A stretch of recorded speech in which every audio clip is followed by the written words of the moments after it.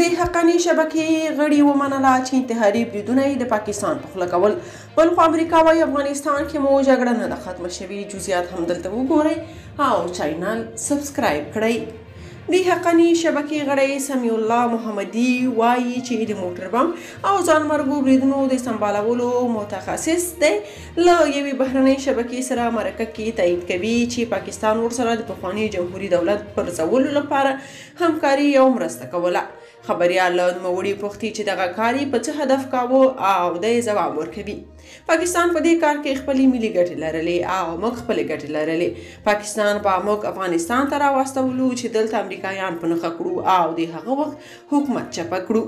بلخوا د امریکا متحده ایالاتونو د کانګرس غړي ټام میلانوویسکي وایي افغانستان کې د امریکا جګړه لا نه ده ختمه شوې او دوحه کې له طالبانو سره شوی تړون شرموونکې معامله وه. د نوموړي په وینا افغانستان کې اوسنی روان وضعیت د افغان ولس لپاره په بشپړ ډول ناورین دی او دا د امریکا او لویدیځو هیوادونو د ګټو سره په ټکر کې دي.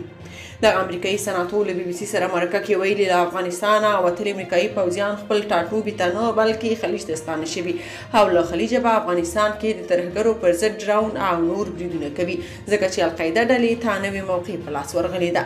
هغه په افغانستان کې د داعش او القاعده ډلو وروستي فعالیتونو ته په اشارې سره وویل امریکا اوس هم خوندي نه ده او دا جګړه نه د افغانانو لپاره ختمه شوې نه هم امریکایانو لپاره.